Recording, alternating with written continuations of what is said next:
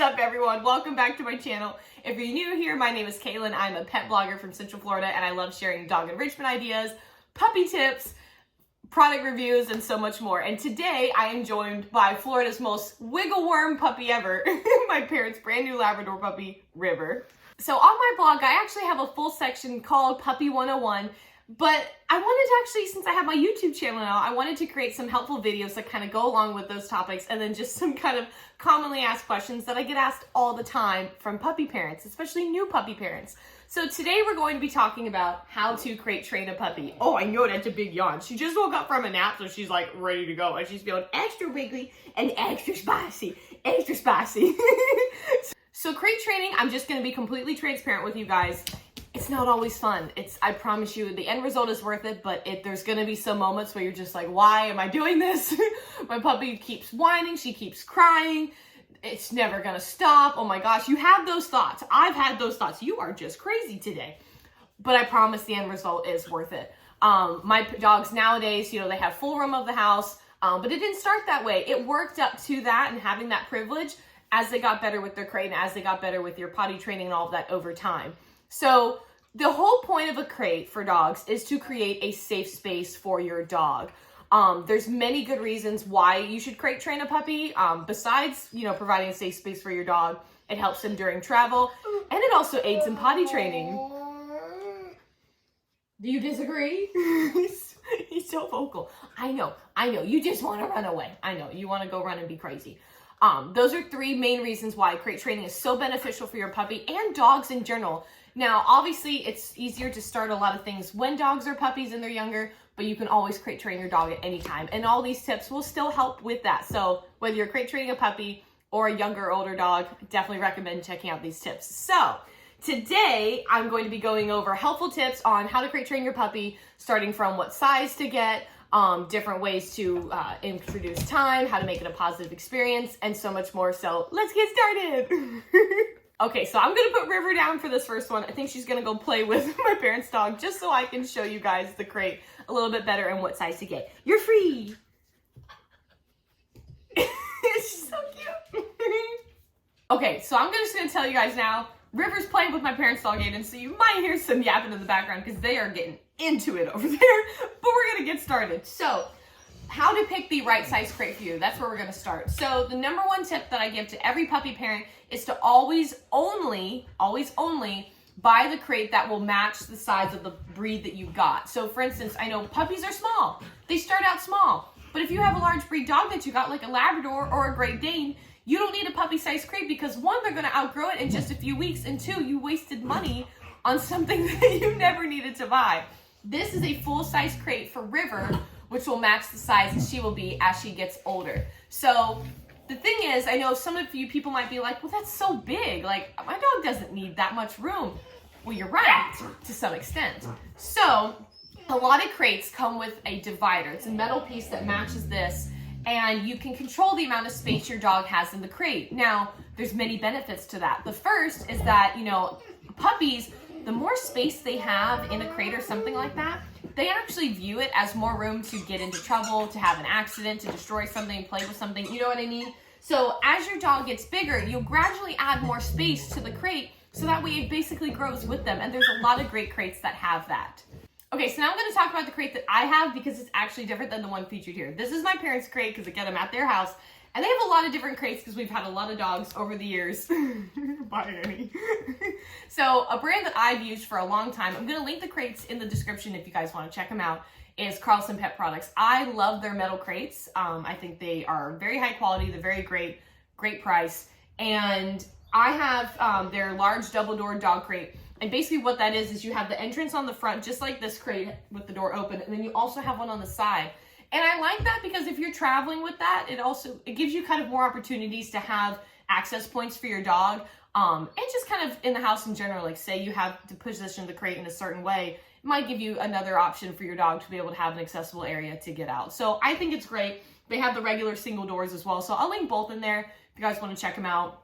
But I highly recommend it, and it does come with the divider, which I think is huge because again, aids in crate training, aids in potty training, all the things.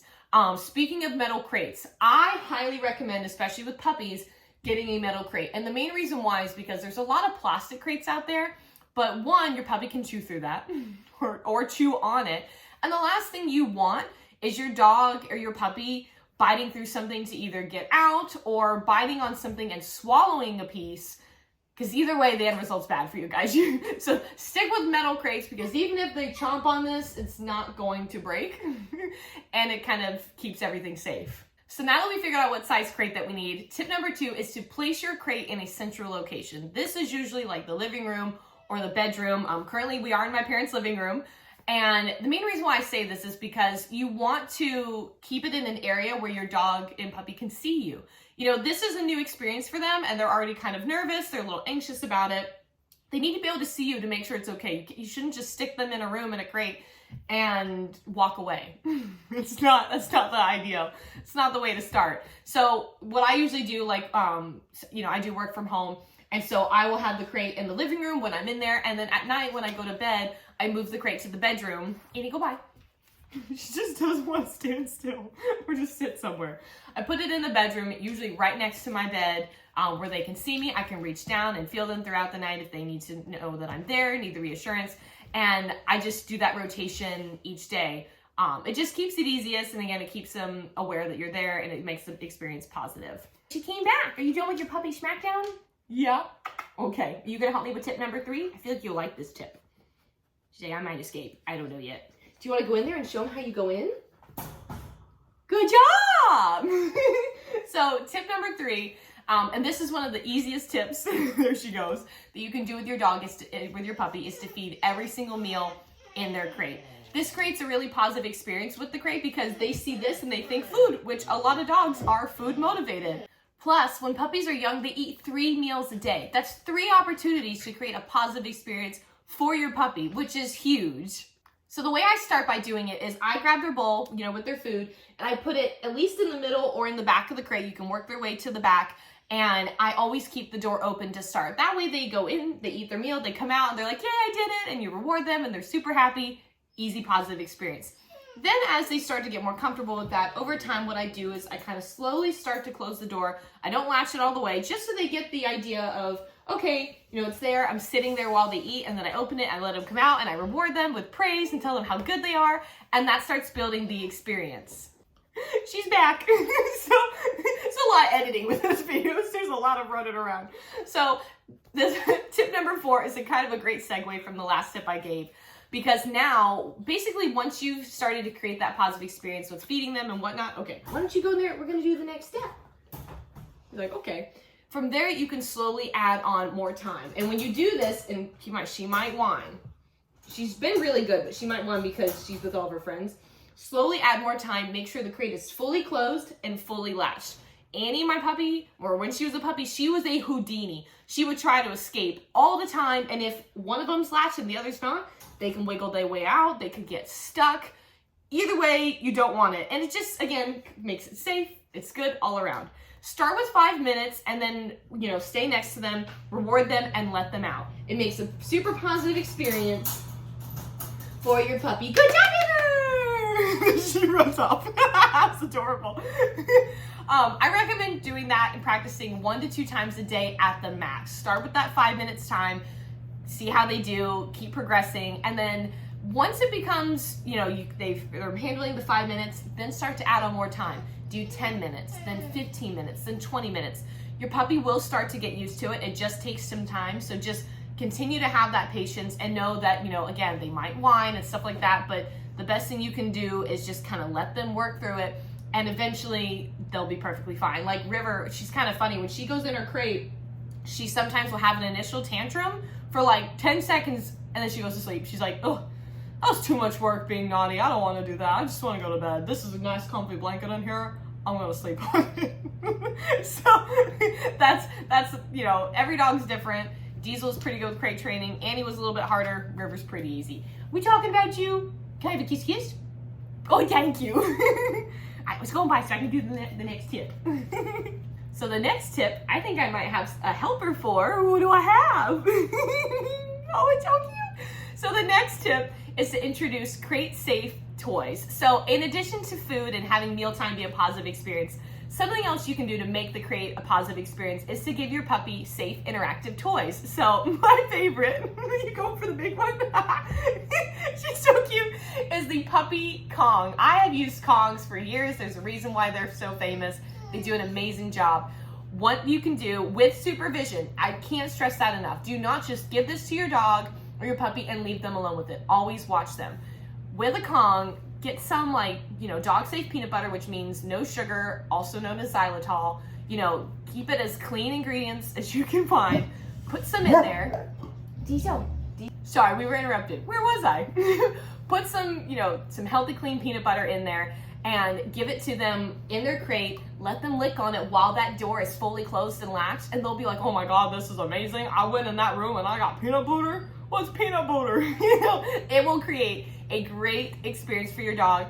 And a pro tip on top of that too, when you are starting to add on those longer time increments, so like the 10 minutes, 15, 20, do the peanut butter, but stick it in the freezer a few hours prior, or do it the night before, because then it takes longer and they'll not even know that the time's flying by, because it might take that amount of time to go through all the peanut butter.